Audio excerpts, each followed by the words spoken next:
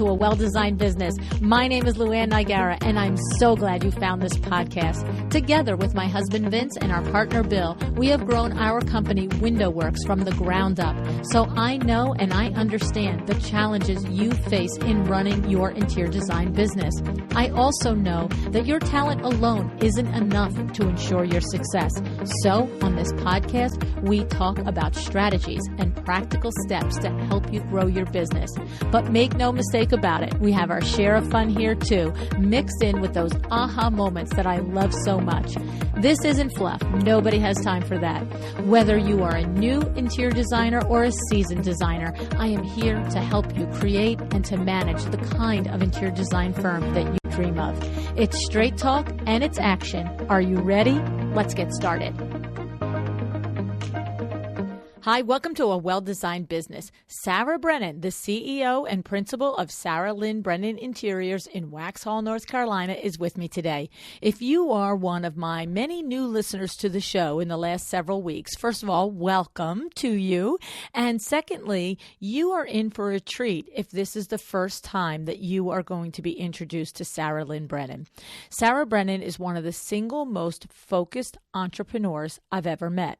You can learn more about Sara and how she and I met, as well as more about her journey from opening her firm just 3 years ago by listening to her previous appearances on the podcast, episodes 463, 514, and 524. And in fact, this month, she actually celebrates her third anniversary in business. So congratulations to you, Sara. Now, what is it about Sara?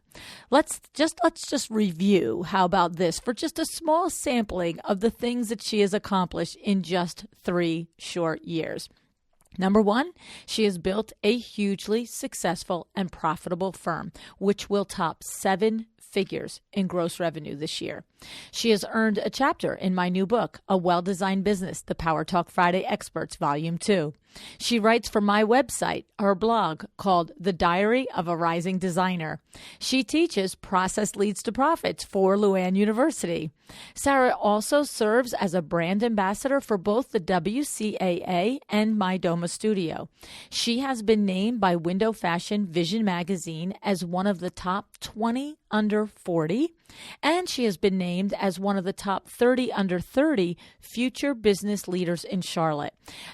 All of this, along with the countless design features that she has already earned in multiple regional and national publications. Now, all of these accomplishments are impressive, no question. But do you know what really, actually, truly, there's 3 adverbs there for you, sticks out to me when I think about Sara?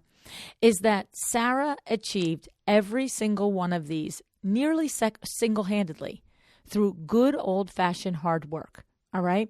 And when I say single-handedly, I don't actually mean alone, okay? So let's review. I know Sara's journey one-on-one, up close and personal. And here's what it looks like. First, Sara started by listening to this podcast, listening every single week, taking notes, getting the free downloads from the guests, and actually doing the exercises and implementing the tips that each guest shared, okay? Then, as she began to string some clients together, she took the learning that she knew she needed to do to the next level. She began investing in her business, in herself as an entrepreneur. In fact, I clearly remember 2 years ago the first time that she was going to invest money in the business side of her business. I was running one of my Power Talk Friday one-day coaching events, and she called me and she said, "How do I know when it's time to spend money on how to run my business? Should I wait until I make more money before I spend money on these things? Because I feel like I need to do them, but I'm not sure if it's smart or prudent to invest in that at this stage." And so I said to her, "What's attracting you to this particular Power Talk Friday event?" And she described all the gaps that she had in her business knowledge and why each of the Power Talk Friday experts that I was including for that particular event, she thought had an answer or could help her. And she explained, "I'm just completing my first year in business. Should I be spending money on this or should I be saving the money?" So then I asked her if she had made any profit that year. And Sara, I should have checked with you, but I think I remember you saying to me that you had $10,000 in profit. And the course, of course, the coaching class is $1,800. And so I remember saying, do you have any employees that rely on you for a paycheck at this point? She said, not yet. Do you have any outstanding bills at the business that will be in jeopardy if you pull, $1,800 out? She said, no. I said, how about your household? Does your household rely on this money? Will you be in jeopardy there? She said, no. And then I said, my advice is 100% yes. Invest in you, invest in your business. Okay. And what I said to Sara was the lessons, the ideas, the connections that you get from an event like that will pay you back tenfold. Now, it doesn't mean that it would only happen tenfold because it was my event. Almost any event that's worthwhile, that you vet, that you can see the lineup of the speakers or a one-on-one coach, whatever it is that's crossing your path, the point is that once you evaluate that the place, the activity, the course, the coach is worthwhile, has the message, has the tools that you need, investing in your business always pays off. Okay. And so when Sara did this, she did invest in the Power Talk Friday event. And at this event, she met and eventually ended up doing consulting with Michelle Williams. I should say Michelle Williams ended up consulting for her, right? Okay. And when she did her consulting process with Michelle Williams, I know that's where Sara learned to understand her finances and how she learned how she could project her earnings and her financial goals. All right. I remember the before and after of Sara in the conversations and her insights from before she started working with Michelle and after. Okay. And at that Power Talk Friday event, she also met Claire Jefford, where she learned the importance of the client experience. Okay. It just hit her like, yes, I have to create something memorable for my clients. And this Power Talk Friday event was also the event that she deepened her relationship with her designer colleagues, like Natasha Jones in particular. And since then, these two women have helped each other countless times when navigating the business challenges that each faces. So I have to say, I know for a fact that the return of Sara's initial $1,800 in that Power Talk Friday event was worth way more, and it has returned to her tenfold. So then why did I say single-handedly? I said, well, the thing about it is the single-handedly part was her decision to act and then her commitment to do, okay? So like Sara says, showing up is not enough. You can't just listen to a podcast. You have to do the work. You can't just buy a course. You have to do the work. You can't just hire a coach. You have to do the work. And this is Sara's particular differentiator in my eyes. She does the work. You know why? Because she takes herself and her dreams and her business very seriously. She shows up for herself. I hope that you do too.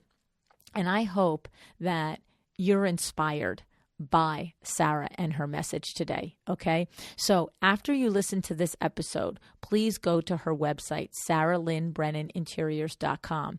You can see her portfolio. You'll be able to read her own blog there for more information on her background and her experience and her journey. And then, you've got other episodes where you can round out your information about Sara. She's been on the Wingnut Social podcast. She's been on Sandra Funk's Instagram and Facebook Live show. She's been on Michelle's podcast, Profit is a Choice. And why am I suggesting you to do that? Because I think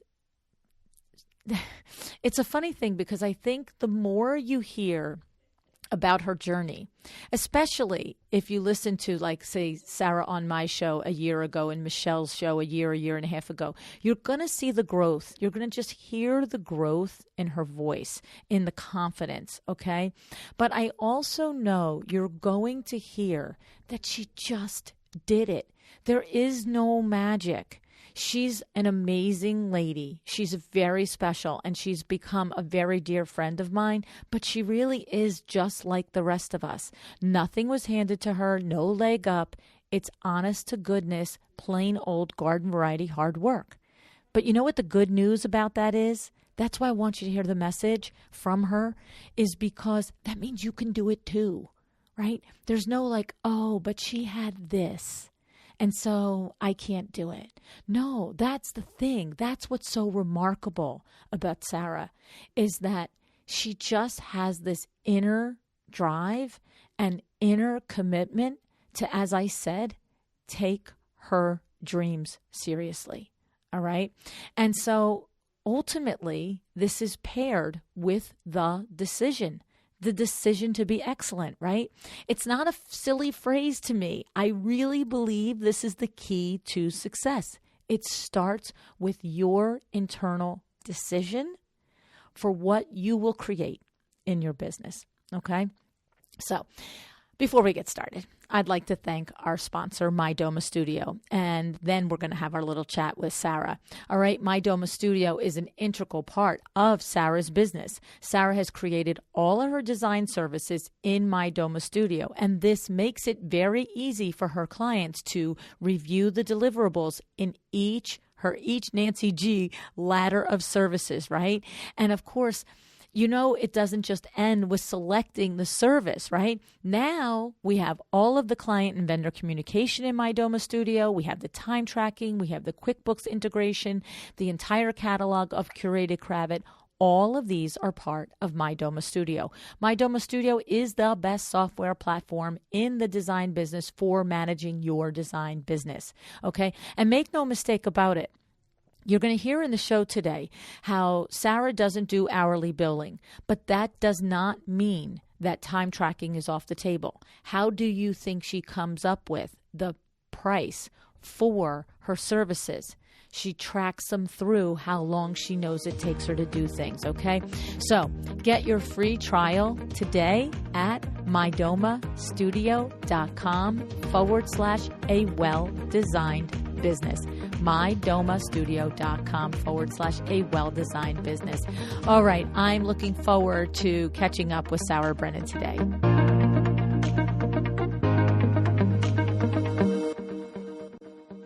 Hi, Sara. Thanks so much for joining me again on A Well-Designed Business. Hey, Luann. It's awesome to be here again. Sara, first of all, you know, there was a point in our life for many years, and it was, 2, that we talked practically weekly. And now you, lady, are setting the world on fire. And our conversations have become farther and farther between. You are doing so good. I'm so happy and proud of you. Thank you. Thank you. And I have to say, I miss my Luann moments in my weekly life. And COVID has definitely put an added toll on me a little bit, you know, trying to navigate with the family and things like that. But yeah, I need to free myself up a little bit. Well, that is a layer that each of you are, as mothers and fathers, are of younger and smaller children, and even high school age children. I have a chairman of the board client that just this morning we were voxering back and forth, and I just said, I don't know how you do it. Like, I cannot fathom it. You've all got businesses to run, supporting your spouses, and now this extra layer. And of course, you know, to your point, it's like you have that on your plate. And of course, Sara, I just learned you have 22 current clients, and you are signing 5 new clients between yesterday, today, and Monday or something like this. Is insane. Yes.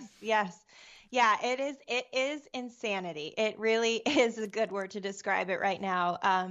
But it's organized insanity, if that helps at all. And so that's what I think helps to keep the machine running. But at the end of the day, we are hiring. We're scaling the business like I always wanted to do, and the clients are there. So, you know, it's all the ingredients to a successful business. Granted, there's processes and systems to make sure that no balls get dropped.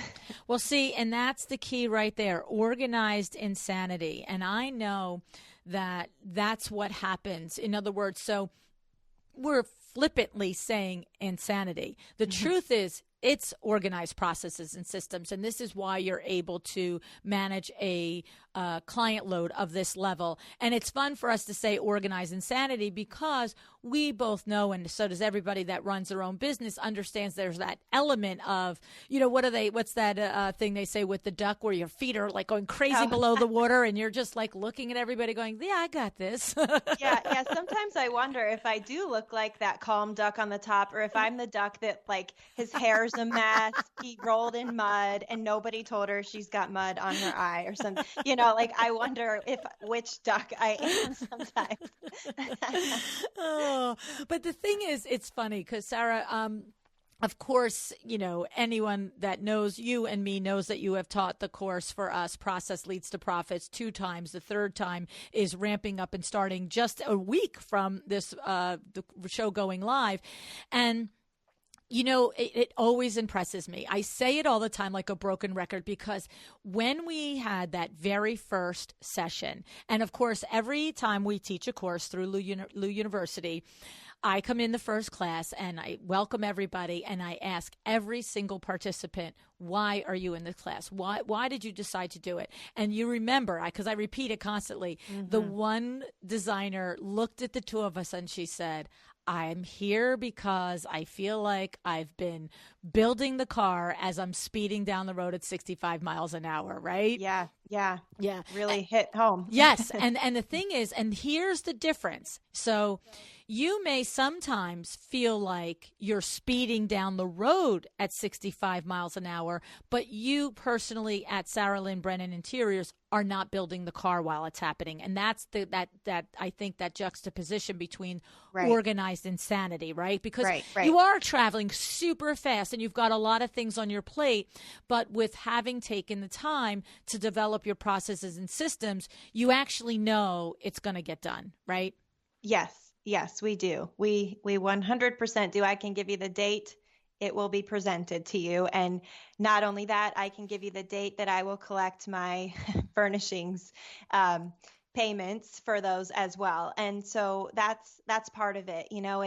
It's part cash flow. It's part knowing that you're organized enough to get the work done. And it's part I'm going to celebrate that day because that's the day that we presented. They loved it. We collect payment for it. And now I get to order everything to make this whole journey come to life. And what I found to be really exciting in my last couple of clients was the primary decision maker was also in a service-based industry.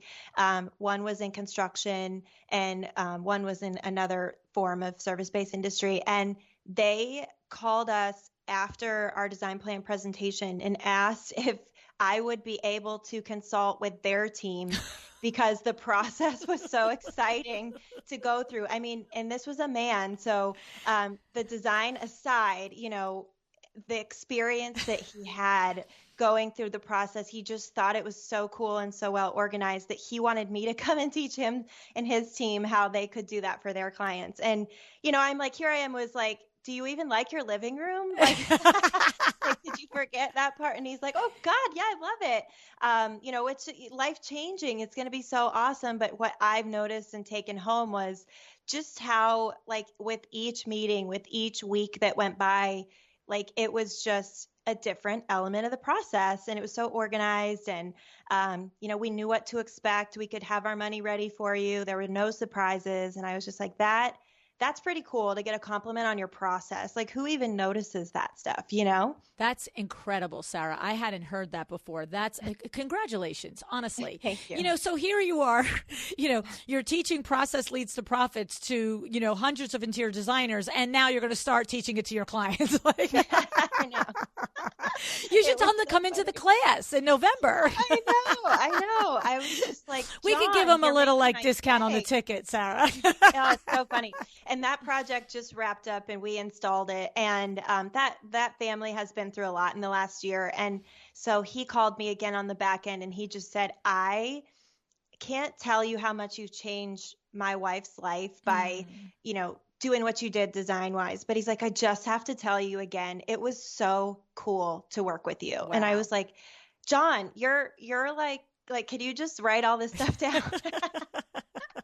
I mean, it was so fun. Could you go on Instagram with me, John?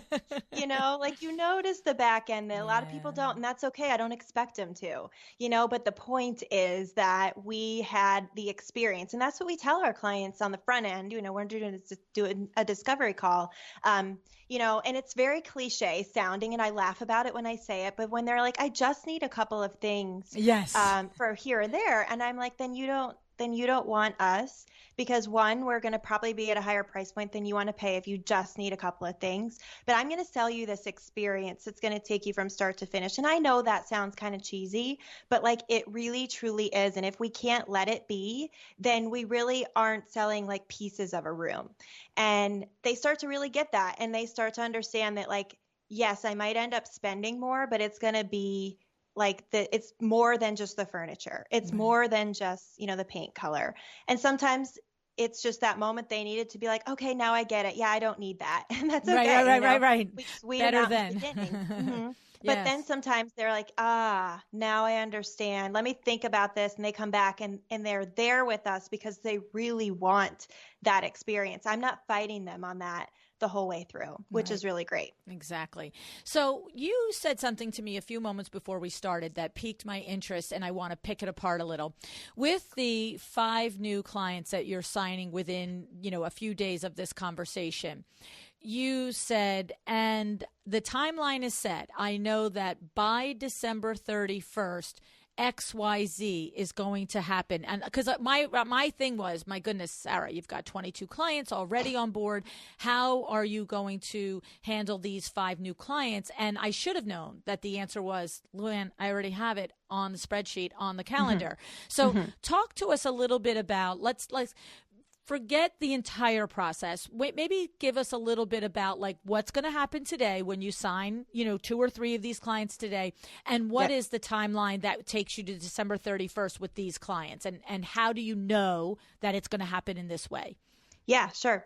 So it's important to note that through our system, our services, we don't have 22 full service clients. We have 22 clients in our project active clients folder right now, and they're at different levels. So I would say a good 25% of them are what we call design plan or design concept, that those clients don't go through to a full install with me being the orchestrator of that. Okay. So we get through portions of the pipeline or the process where there's a handoff.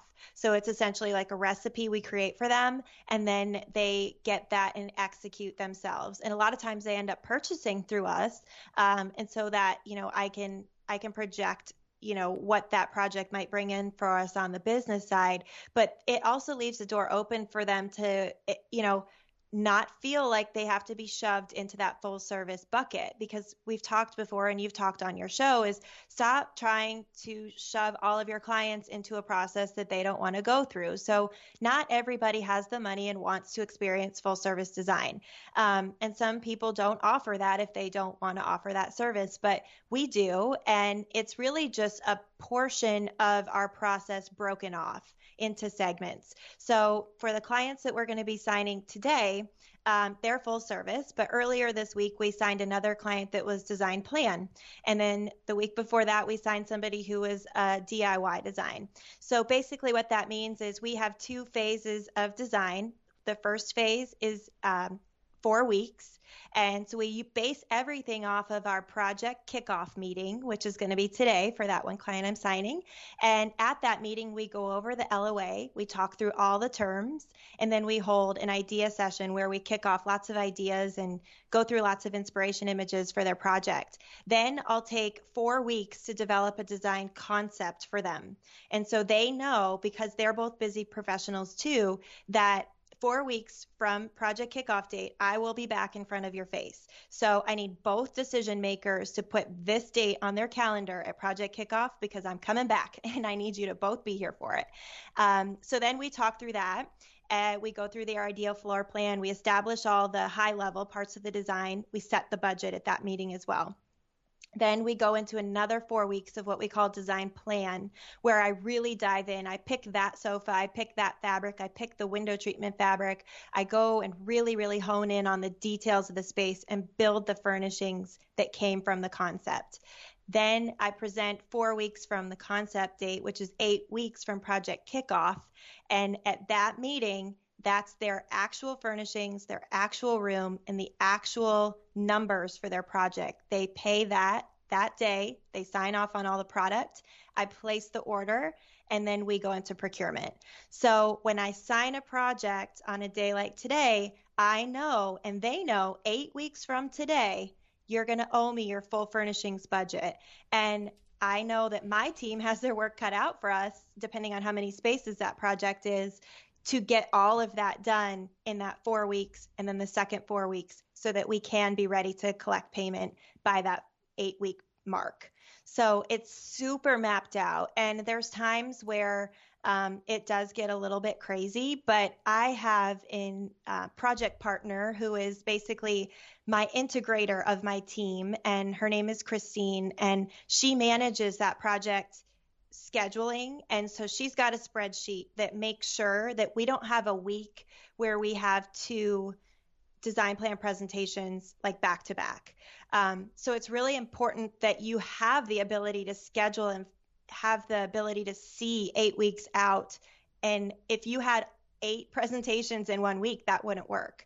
So when we sign a client, we might say your project start date isn't for 2 weeks, because that would mean I'd be presenting 5 design plan presentations in 1 week, and we know we can't do that. So it's really, really calculated and thought out. And in order to have that level of clientele, that many clients, it has to be that way.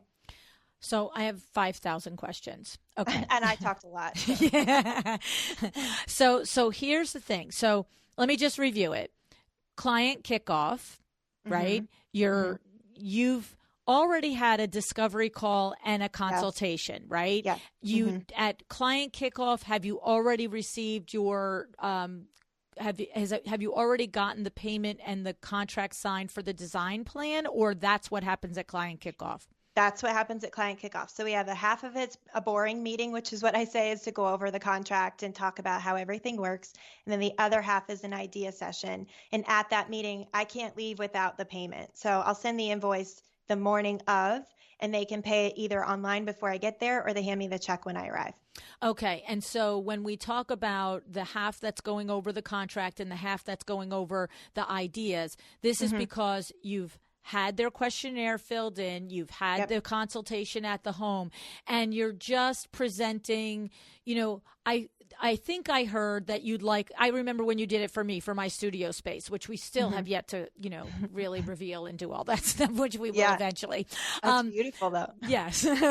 But the thing is, so that's when you're just saying, I'm thinking of a table like this. I'm thinking, so it's like an idea, it's like a mood board, but you're not saying I've sourced this exact piece of furniture. Oh God, no. Right. No. Okay. No, it's like speed dating. It's like, what do you think of this room? Oh my God, I hate that room. Awesome. Okay, we write down all the things you hate. What do you think of this room? Oh, I love that room. What do you love about it? So I'm just getting them to talk. I don't care. There's no right or wrong answer. I haven't really done anything. We just put what we believe their style to be into a couple of slides, and we get them to brain dump what they feel about those slides. Okay. And then my question is there conversation at this meeting about the overall budget, or was it at do you have an idea of that before you have this meeting? Because I know you're not actually sourcing and pricing an exact item. No. But when did you find out in your process before this that somebody is willing to spend $50,000 on a room, or $10,000 or $100,000? Gotcha. Yep. So I am in the same mindset as Kim Merlitti, and after the consultation, I send them a proposal. And based on what I learned from them at the consultation, I'll say, you really sound like you want full service design. They're saying things to me like, I don't want anything to do with this project. I like it, but I'm just done. I want to hand it over to somebody else. So when they say something like that to me, it's full service design. And so I'm saying in the proposal, you sound like you want full service design. In this in the spaces you'd like me to do work on. Historically, I can tell you that on average, dining rooms are typically between this range and this range. Given the scale of your home and whatever, I'm estimating your dining room is going to come in at X. And so we add up what we believe the estimated investment will be, and we include that in the proposal so that we have the opportunity to talk through that before we get to project kickoff. So they know at that point that that's about what they will spend. Okay. Love it, love it, love it. So if they're doing one room or they're doing 10 rooms, you're in that proposal saying expect the dining room to cost between 20 and 30, expect the living room to cost between 30 and 60, yada, yada, yada. Okay. And then there's that conversation that happens where maybe they add it all up and they give you a little pushback and say a little less, a little more, but you are saying, well, then your dining room isn't going to look like this. It's going to look like that, right? Yeah. And that's okay. It's really up to them at that point. And the really kind of funny thing about the way we bill is we bill by space for our service, for our design fee. And so what will happen is let's say I'm doing 3 spaces, and that adds up to like 19.5, I believe, if you add 6,500, which is our flat fee per space. And so I'll give them a bundle, which might be like 18,000 for the 3 spaces.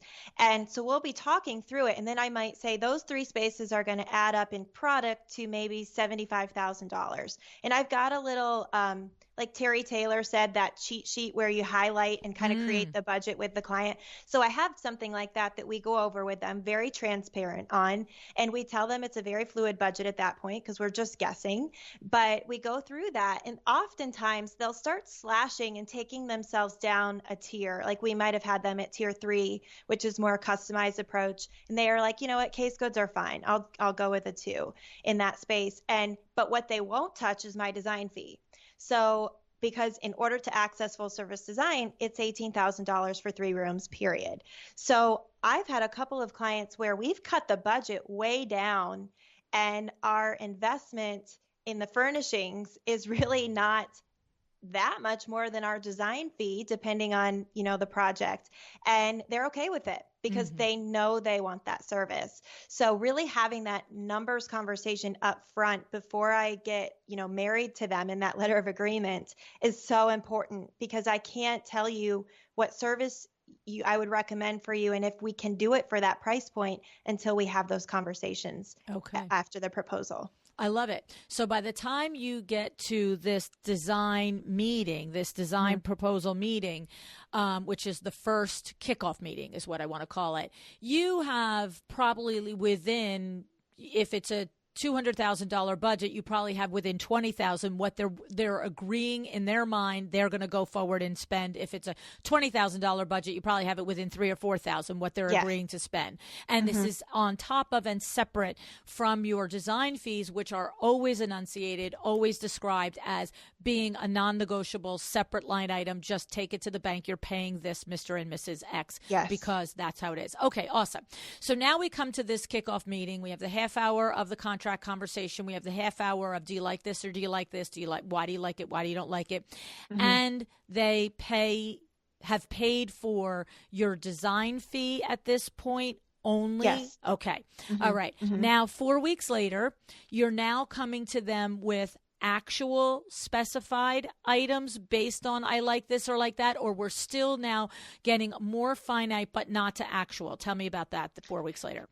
Yep. So while I'm going over the contract with the client at the LOA meeting, at the project kickoff meeting, my lead designer, Nicole, and Christine are actually out in the client's home taking measurements to create the as-is drawing when we get back to the office. So while I'm doing the contract, they're taking measurements. So as soon as we wrap up that meeting, we go to the office, we create the as-is, and then we create the ideal floor plan. Sometimes there's 1, sometimes there's 2. It really depends if they feel strongly about, like, I need a sectional. And then I have to prove to them a sectional won't work in your home, and here's why. So it's kind of just, it depends on the client, but we'll create an ideal floor plan, and then we'll find some furnishings that plug into that size sofa or that size sectional or that size accent chair. So we can show them, here's a few that we've seen. And because we're in our vendors all day, every day, I know that that Bernhardt carries a few, wonderful 120 by 120 sectionals. So we're going to just plug in a few of those there. And I'm not sourcing. I'm just taking products I know, plug into those measurements, and I'm going to get a feel for, do you like more of a track arm? Do you like a rolled arm? Do you like when you sit down, do you sit on your foot? Do you need a deep sofa? And so it's really high level still, but what I'm showing them could plug into their floor plan. That way, if they fall in love with something, I'm not like, oh crap, that's not going to work because that doesn't fit your space.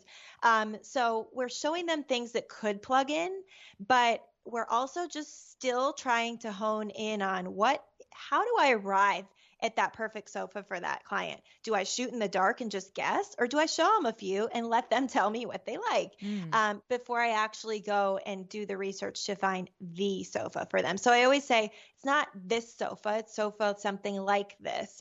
And if I were to pick something like this, how would you feel? And they'd be like, well, that arm doesn't allow for my wine glass to sit stably on there. And so at the end of the day, I need my wine glass to sit on the arm while I'm sitting in the chair. And I'm like, gotcha. Now we can't look at any more, thin wood arms. It just won't work to balance your wine glass. Right.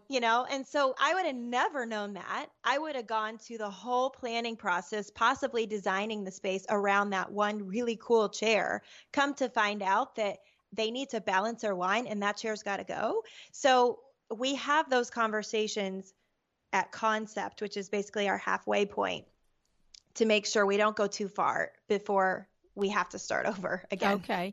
And how long do you expect this concept meeting to take? Concept meeting takes about 30 minutes to an hour. Okay. So that's good to know the allotment of time. So at the end of this meeting, you come away with some more details of specifics to them, their lifestyle, their wants, their desires, their aesthetics. You're not collecting money at this meeting. Nope. Right? Nope. Okay. And so now 4 weeks from this date, you are now coming with the actual sofa, the actual arm, the actual fabrics, the actual everything? Yep. Okay. And at this point, you're not worried about picking a sofa they can't afford or a chandelier that they think is too expensive, because you're going to be within the budget that 2 times verbally they've agreed to is a reasonable budget. So it really doesn't matter if the chandelier is $10,000 and the sofa is $200, as long as the whole thing fits the budget and it aligns with the design plan that the two of you have discussed over, at this point, a phone call, a consultation, and 2 in-person meetings, right? Yep. And at that concept meeting, we're establishing the ideal floor plan that they want us to roll with. So if that happened to be the sectional, I can tell them this size sectional is going to cost you about, $9,000 to $10,000. Whereas if you do a sofa and 2 chairs, that might come in at closer to $7,000 or $8,000. So we're basically taking the floor plan that they want to use and plugging in the numbers to what we know we can get it done for. And we set that budget so that when I come back for design plan presentation, they can sit back and enjoy the presentation because they know they can afford what I'm showing them. We're not trying to upsell them at that point. Well, I sometimes show them some really exciting things at concept that maybe push the budget a little bit. Yeah, because I'm going to try to, see where I can, get something really exciting and cool and different for them in their house. But if they push back and they're like, no, originally you said it would be X, and I'm like, all right. I didn't want to, you to come to find out later that you could have had that for $3,000 more. I feel like it's my job to show you what's out there, and then you decide, what you want to go forward with. So yeah, sometimes I push that concept meetings budget a little bit, but the important thing is once we all agree at concept, we stay within that budget at presentation and a design plan presentation in 4 weeks, because I don't want that. I don't want them watching that presentation the whole time thinking like, oh, this is beautiful, but I can't buy this. Right. I want them to know like, oh my God, it's here. This is my space. I'm really excited to see it. So this is two really good points in there. So the idea is, you know me, Sara, I'm always, don't save my money for me, right? I say that every day. Luann always says, don't save your clients' money. You are like my number one student ever. You know that. Super fan. And what's so funny is, I just, as an aside, when I watch your lives, sometimes I hear you saying my words. I'm like, oh yeah, that's so cute. Ingrained in my brain. I can't help it. It's funny. But anyway, so there's two things I'm hearing here is, I like that at concept phase, this is the perfect time to not save your clients money. In other words, if you've discussed previously a $200,000 budget or a $20,000 budget, we don't come in at 40 or at 400. No. But this is the place to be the expert in the room and to just say, look, this whole thing is terrific and wonderful, but this chandelier, I got to tell you, it's a showstopper, and I just thought it was perfect for your space. It will throw a wrench in your overall budget. What do you think? Because at that moment, that is exactly the essence of why I have hired an interior designer to show me what I don't know, right? And at that moment, I can decide, yes, because here's the thing. Again, whether I'm spending $20,000 or $200,000 on a design project, on the deliverables, the actual furnishings of a design project, it's a lot of money. And when I say to people at Window Works, when they're trying to decide on a $20,000 project, and $5,000 adds motorization, and they really want it, I'm like, what are you doing? Like, of course, this is inside voice, but the inside voice is, what are you doing? You're going to spend 20 and not be happy with it, instead of spending 25 and have it for 15 years and you're happy with it. So that is the time to clarify if there's a little nudge to push. Okay. But I hear you. They're like, if they say, no, strict line on that budget, then, you have your alternate, you have what will look very beautiful as well, and you stick to it. So that's one thing I'm hearing in there, which I really like. And then the second thing, what I'm hearing is, because you've left this meeting and you've shown them everything that is a possibility, not necessarily the exact, and to your point, sometimes it will end up being the exact, but it's all within budget. When you come back to your 8-week meeting now, this is the meeting that you've scheduled for 5 people on December 31st or whatever day you said, right?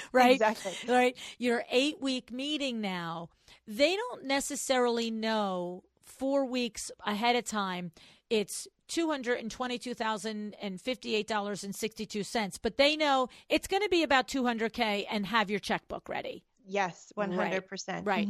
And there's no negotiation on that. We're going to present on this day. You're writing me a check. Yeah. And I have a client right now who's worked with designers her whole life. Like, she's accustomed to that. Her home is 24,000 square feet. She cannot do that by herself. And she said to me, how does your purchasing work at the LOA meeting? Typically, when I've worked as designers in the past, they've done blah, blah, blah model. I said, I don't do it that way. This is how I do it. You can't no. This is how we do it, and here's why. I'll explain why.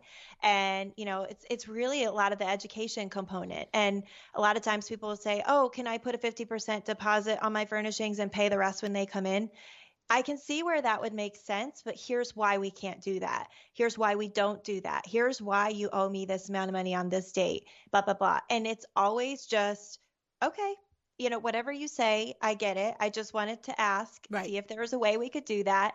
And a lot of times people see that, designers, colleagues will see that as a objection or a balk. And to me, it's just a moment to teach. Right. And there's so much of that in our process, because really people don't understand what we do and why it takes so long and why it costs so much. But really you just share it and you move on, and it doesn't have to be anything. The less your heart beats in a minute, the more that you're going to be cool and able to answer that question. Just don't get excited about it. It's just a question. Well, and that's so true, because It is just a question. It's, I don't know what I don't know about your process. And because I'm asking you, it doesn't mean I'm challenging you. It doesn't mean I'm not going to hear and agree with your answer. It just simply means that I don't know the answer. Like, exactly. and, and it's so funny because like I can get so intense when I'm dealing with somebody one-on-one regular, like in my regular life buying and saying, and I'll ask a question and I just see them bristle. I'm like, look, I'm actually just asking because I want to know, right? It's like Luann is not yelling. Luann is not yelling. That line cracks me up. Oh my God. And we have to say it about 90 times a week. Luann is not yelling. It's like, Luann's just intense. So Sara, I get that. For the benefit of so many of our designer friends listening, give us that little explanation when someone says, oh, I've worked with designers multiple times and I'm accustomed to doing 50% at that phase and 50% of the furnishing budget, prior to delivery. What do you explain to them why your process is 100% upfront? Yeah, I mean, our process is really based on keeping everything streamlined and simple. So you're going to pay me twice.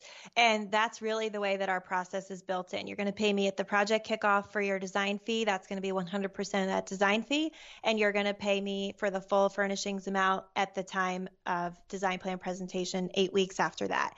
Because my process is built so strongly around that, if I try to create another invoice 50% through that process or at a different milestone, it's just going to take us out of what we know to be a really well-oiled machine. And so I can tell you based on, years of experience that this is the most efficient and effective way to do it.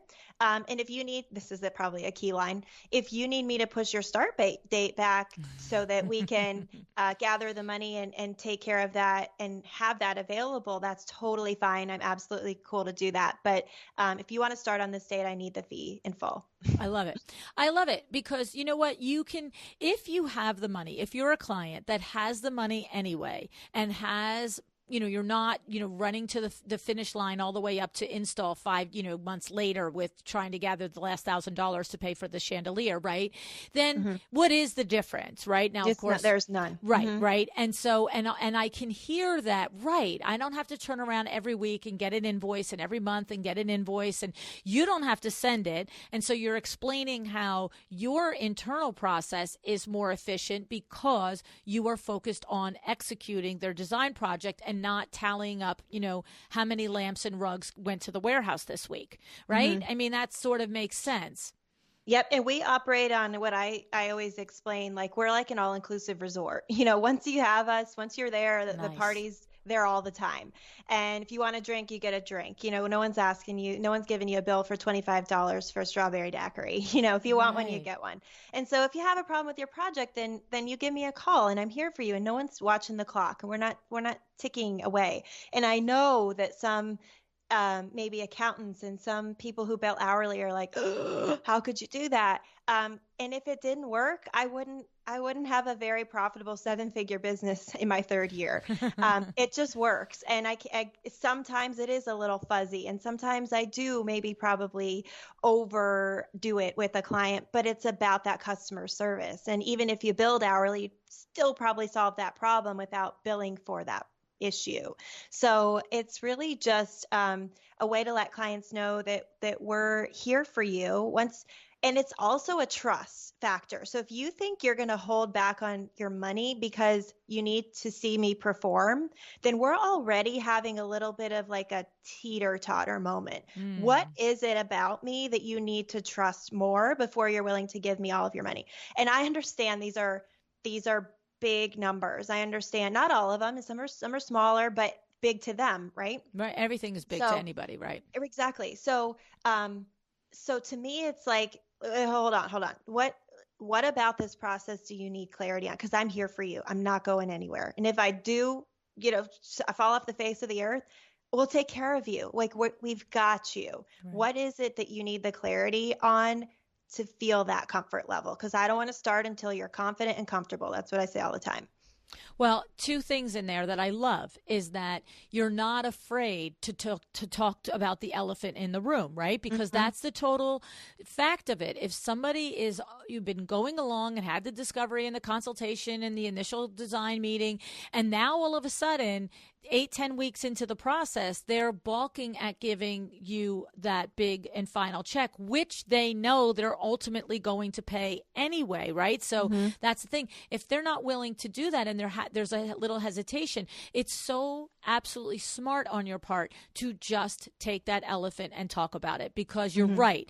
If there is some pushback there, it's having to do with something other than the price of the check, the cost of the check, or the cost of the furniture, because you've well established what their budget is, given them multiple times to reframe the budget, give them multiple times to agree on it, and just parting with the money. What's the problem? So good for you, Sara, for being willing to, in a kind and respectful way, to just say, hey, where are we not connecting here? What is actually happening? Because you know it's not the amount of the money at that point, right? No, I know it's not. Yeah, and that's why it's like, what do you need from me to get to feel more, I don't know, assurance that this is going to go well? You know, do you want me to give you some client, references? Yeah, whatever you need. Right. I'm here to help it happen, but I really don't change my process for anybody. And that's because it's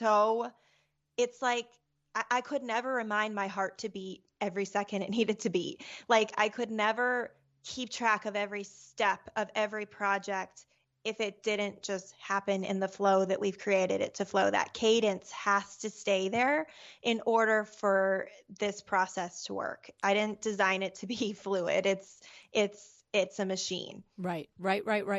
And the second thing in there that I like that you said is, so if there's an objection at this point, it's one of two things, and you identified both. The first could be an issue of assurance or confidence or trust, and just what is that little nudgy thing that's happening that, with a full disclosure conversation you can elicit out of them. But the other possibility is, and when you account for it, is maybe it is just a matter of timing with making that check. So many times, I know here in the Northeast, I will do a presentation to somebody in December and they're like, okay, that's great. Leave it all on file. When we get our big bonus in March, we'll call you, and you're like, okay, I get it. Right.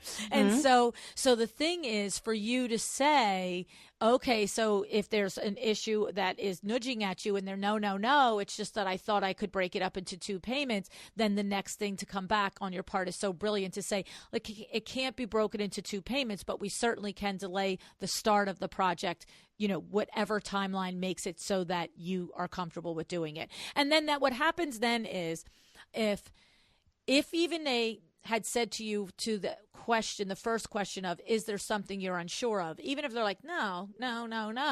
Right. When you then say, well, then if it's a matter of just budget and timing and your own personal finances, we can delay the project. If it really was the first, but they didn't have the courage to say it to your face, what was nudging at them, it'll be revealed now, right? It'll be revealed, because if they're really sitting with the money and it's not a matter of waiting to budget it, now they have to come back and say, well, it's really because of blah, blah, blah. You know what I mean? Yeah. So, because they're going to want the project done, right? That's the thing. If they've got the money sitting there, they want the project done, and there's one nudgy thing hanging, they'll have to address it now. Yeah, and we kind of make it playful sometimes. Like I've had a client hand me the check, but he won't let it go on the other end. So we're both like tugging on it. And I just know that it's hard for you to part with this because you don't, like the husband says, like sometimes they don't see the quote unquote value of making their home pretty. If they're like, my wife wants it, whatever she wants, I'll do it, and so we have those playful moments, but it's important for me to know how you feel about money, because it's not like it's a small part of what I'm doing. It's like half of what I'm doing, half design and half can we pay for it? Because if we can't, then we're just kind of playing house, right. We're just pretending, which could be useful to some to create a design plan and hold on to it for later. That's why we offer that service, so that they can put the brakes in different parts of the process if they need to. But the most efficient place for them to get the best design from Sara Lynn Brennan Interiors, when we are in our sweet spot. You're doing full service on this process. If you want to break it up into, DIY or concept or, something like that, we can offer that and help you, but it's going to cost a little bit more to take that approach, and it's going to take longer. And they may have to have a bigger hand in the project. So, you talk about those factors. There's money, there's time, and there's resources, I think is what it is. And so you kind of see where they want to invest. Maybe they have the time and they're willing to go shopping, fine, you do it. I don't feel like doing it if you don't want me to do it. Exactly. I'm not shopping from Ballard Design Catalog. If you see things in there you love, buy them. I'll give you the recipe and you go on your merry way.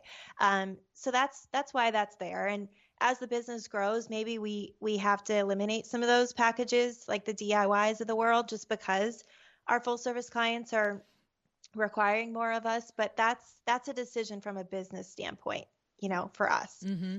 And I love that. The reality is that what you have created as far as the efficiencies and the systems in your business is so clearly enunciated internally to you guys that you are able to externally slice and dice it for clients who want to only visualize themselves in certain parts of the process. And it always reminds me of like a menu, right? Mm-hmm. So if you go into a restaurant, it's very clear. Do you want an appetizer? It's $10. You want a dinner? It's $25. You want a dessert? It's another $10. Oh, you want them all? Great. Prefix, you get a couple of bucks off, or just have this or just have that. And so I love that you have done the same thing with your business, that a client, at least at this point in time, can, place themselves within your process and purchase the amount of it that they want. Because I'm not sure if it's coming through, but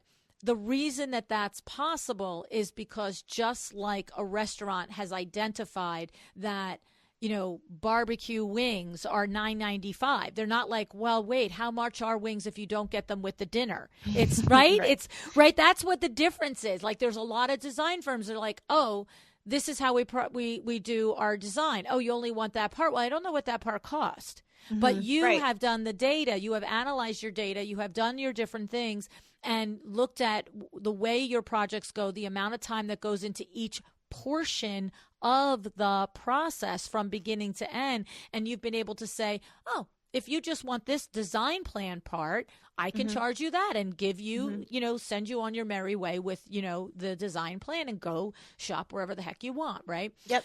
And then they still come back to us sometimes. Yes. Like, I tried it. I can't do it. Done very well. What does that stuff you source me still available? And I said, sure. If you'd like to jump back on the train, $2,500, we'll take you home.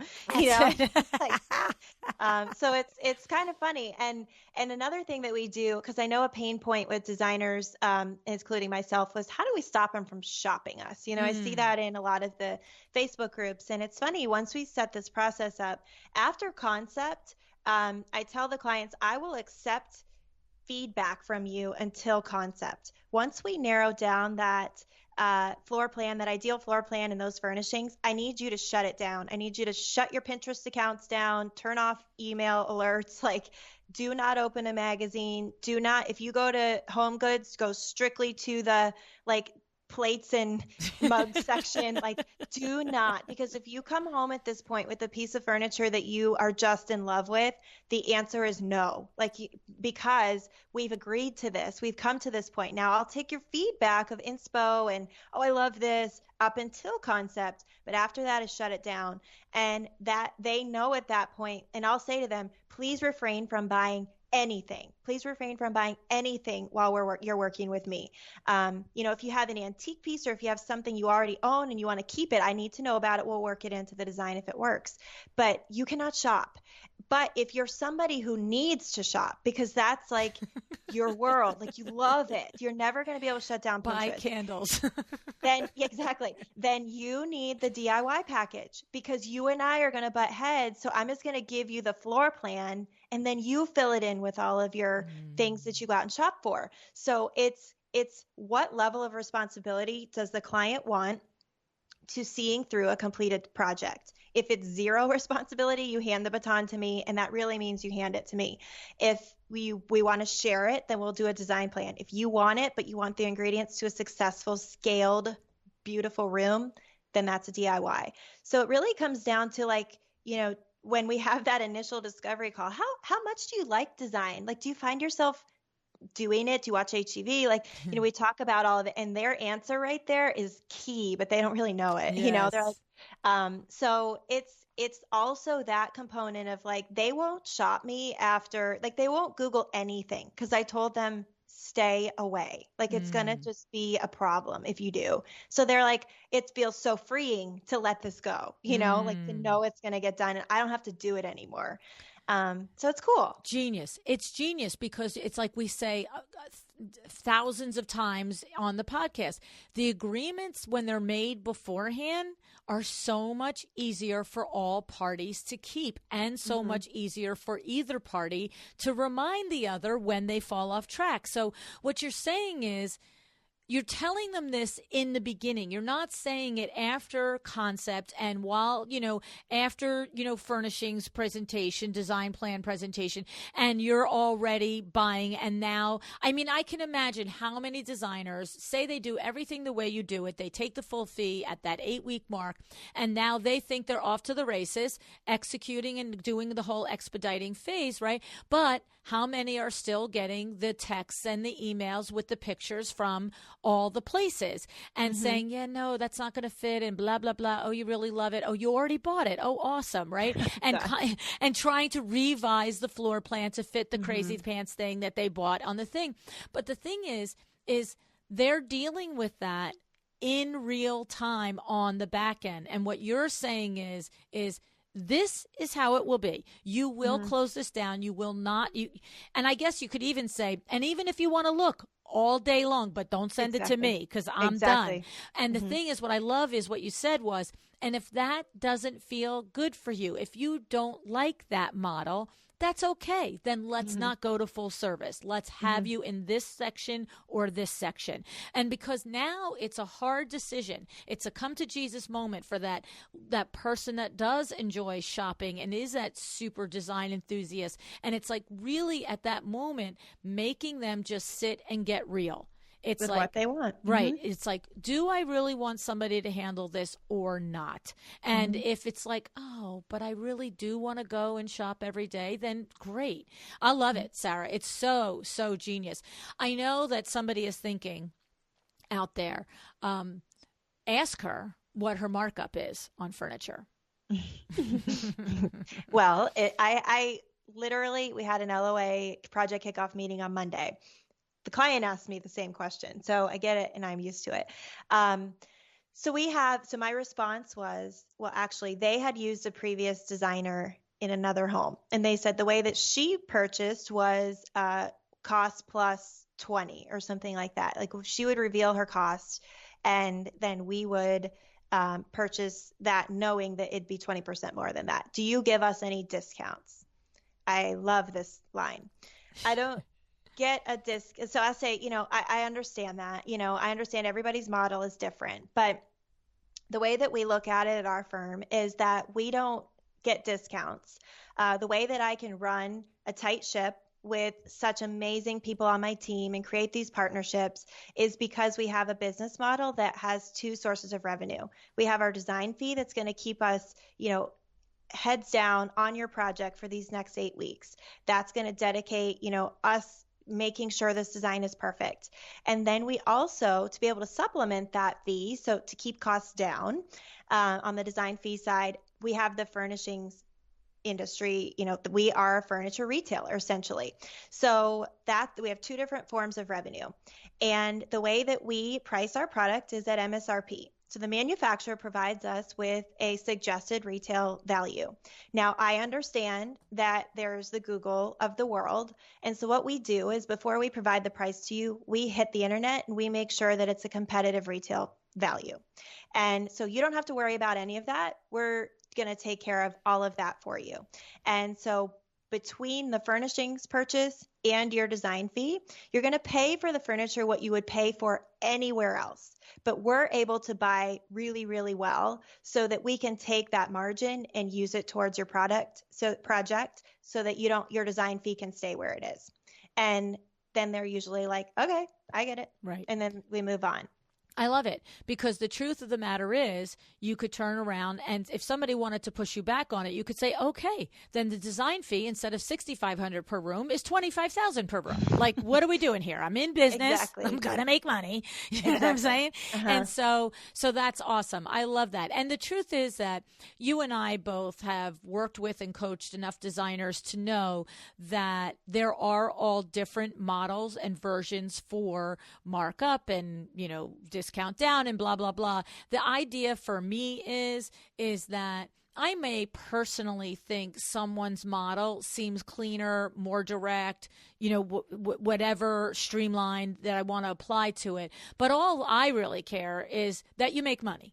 That you make money, right? Yeah. So however you do it, that you make money. And this is what works for you, that you do a reasonable design fee for the room, and then you sell your furniture basically as a retailer. And of course, I know that you work towards having stocking dealer at certain places, regular design trade discounts at other places, and that you are consciously working that mix into your furniture sales so that at the end of the day, the dollar bills are adding up. And yeah. And I'm not afraid to go to a vendor and say, there's some vendors that say you don't have a brick and mortar, so you could never be stocking dealer. And so at High Point, this last trip, I went in and I said, look, this is the revenue I have with a vendor that is your competitor. If you will let me buy, I can exceed what you want stocking dealer to be. But I don't have a brick and mortar. So how important is that to you that I could sell more product than some of your brick and mortars, but I don't have it, so you're not letting me buy from you? Do you really feel that comfortable with me taking this amount of money to your competitor? And the rep was like, well, that's really our model and whatever. And I said, okay, well, do you think there's a way you could have a conversation with your boss or whoever it is to see if they could make an exception? Because I've got the pipeline for next year already. I know what I could spend with you next year, and I just need you guys to know this is a conscious decision on your part. Right. And so then they're going to call me back. Right. I don't know, but you don't get if you don't ask. I'm always going to ask, and I'm always going to push. And, in some ways that's good. And in some ways it's like, okay, the answer is no, moving on, find another option, but I feel like, I just don't live in a lot of fear when it comes to my business, and if that client was like, oh, I really need to purchase cost plus 20, I'd be like, okay, then actually let's bump this package down to a DIY and you can purchase any way you want. Right. Right. Because I don't want to deal with it. Right. Exactly. No, and I love that. And of course it is up to any individual vendor to consider your proposal and say yes or no to. But the idea is you got to ask. And the thing is, you're not coming to that vendor saying, I'm going to spend $5,000. Can I have stocking dealer? You're coming and saying, I'm going to meet your minimums, probably exceed them. The only other requirement I don't have is the brick and mortar. And, as I said, that will be a legitimate decision that each vendor can make, and whatever it is, it's their prerogative. But it's always our prerogative to just see if something can be worked out. And the thing about this is, what I love about all of this, Sara, is that the way you price your furniture, the way you price your design fees, they are the way you do it. And it's not, as we just said, it's not the way everybody does it. And it's not the way everybody needs to do it. There's no such thing as, Sara Brennan is saying you should do it this way. And that's what I love about the Process Leads to Profits course is that it's not teaching you Sara Brennan's way. It's teaching you how to do what you do and put it to a process. So if somebody is a cost plus 20, if somebody is a higher design fee, if somebody is an hourly model, this is not come do it Sara's way. This is the you with your teaching background and your MBA and education and everything. It's you basically helping people almost apply a curriculum to what they do, right? Yeah. It's just getting you to be really confident in what you're actually saying and offering out loud to people, and reverse engineering to make sure that makes sense that you can be profitable with your model, and creating an efficient process to make sure that it's all going to get done. Yeah, It doesn't matter how you get from A to Z, as long as you have a plan on how you're going to get from A to Z, and that you make money by the time you get to Z is really important for me. And yeah, and that's that. Even like, we haven't talked much about it, but the chapter in the book, I was so my chapter is called "Showing Up Is Not Enough," and what I kind of equate that to is, my first year in business, I was what I called a successful, busy designer. I was, taking on the projects. I was getting the work. I was really excited. But at the end of that first year, busy didn't equate to profits. And I knew I didn't want to do it that way. And so that first year, I was showing up. I was walking in. I was stepping into my role as a designer and figuring it all out. But it wasn't enough to reach the excellence that I wanted to reach. Okay was never good enough. Good enough wasn't good enough for me.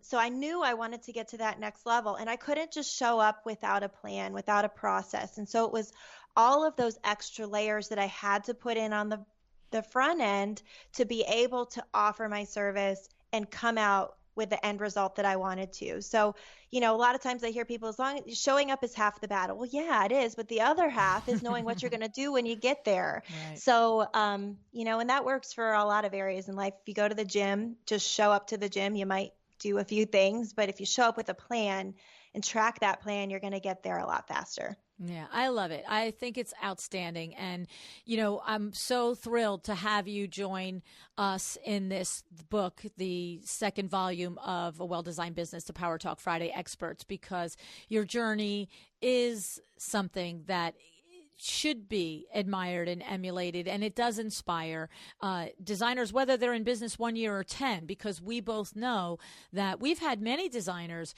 that have come to your Process Leads to Profits course that have been in business 5, 8, 10 years. It is not just a course for the beginning designer. It's a course, and your message in the chapter is for anybody who's just sick and tired of feeling like, just the insanity part and not the organized part, right? Yeah. The hamster wheel of insanity is just the same. And you want to change it, but you don't know how. And that's what we'll give you, is the actionable tools to implement and go at, the pace that I did, or the pace that works for you, whatever. Not everybody wants to stay up till 2 a.m. and be tired every day. I know. I get the 10:30 text from you. I'm like, Sara, I am much older than you. This is not when my brain works. And I'm like, and sometimes I give you a quick answer, and other times I'm like, okay, I'll deal with that in the morning. All right. I'll give you the real answer in the morning. I know. And Voxer just has that way of landing in your inbox, when I have a moment. Of course, always reach out, though. I'm always happy to.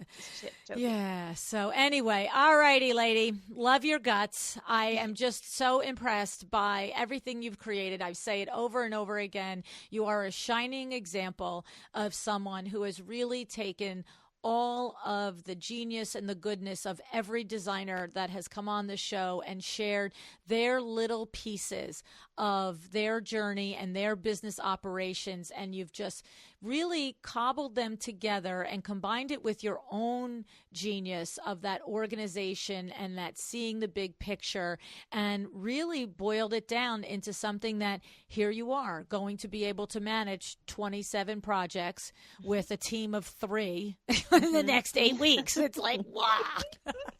Well, yeah, I mean, it is a little bit, Nicole is our newest lead designer on the team, and we're just like, how do you feel? She's been on the team for about 7 or 8 weeks now, and she's just like, I get it. She understands the process now. It's just like, making it all happen. So it's fun. It's really fun to teach. And what we do is, it's replicatable. I'm not a unicorn. Maybe the pace at which I work is a little faster than most, but what I do, you can do too. I know that designers have the ability to create a better business for themselves. I know they do.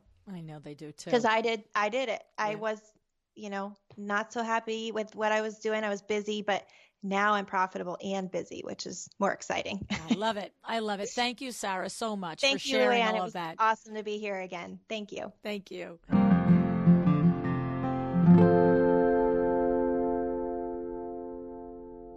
Before I talk a little bit more about Sara here, let me tell you about the new book coming out. Our new book, right? It's coming out November 2020. It is around the corner. A Well-Designed Business, the Power Talk Friday Experts Volume 2.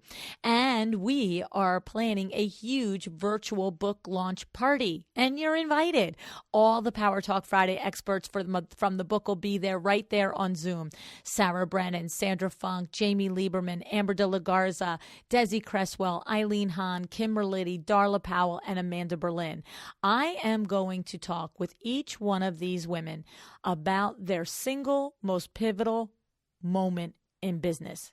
The one thing that they wish that you knew, that they know that they can impart to you to help you be a better business owner right away. Okay, so think about that one nugget that each one is going to say to you.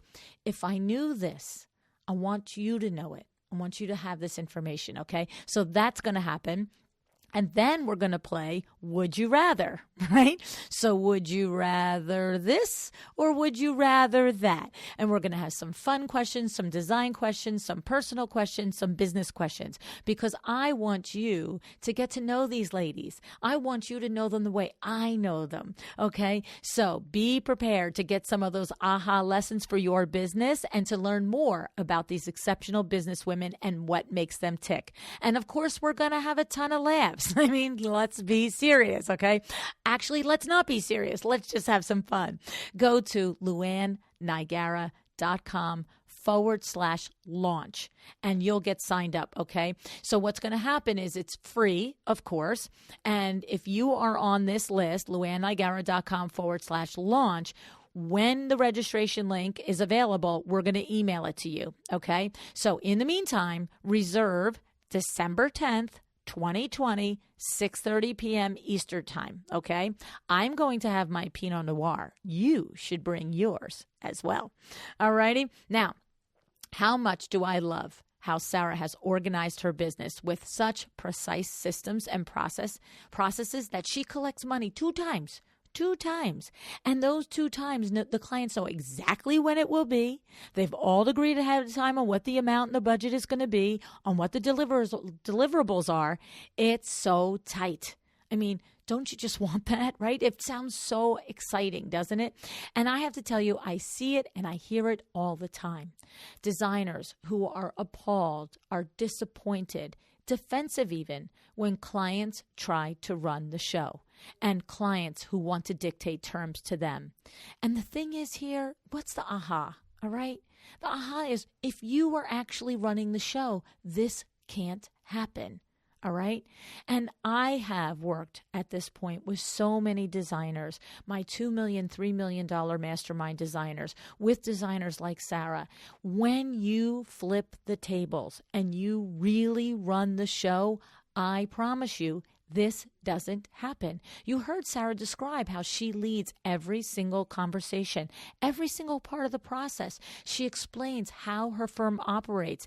And more than that, she explains why it's beneficial for the clients, the process that she's leading them through, because then they can back up, they can relax, and they can trust, and they can give her the reins. All right. Now, in order to do this, you have to be prepared.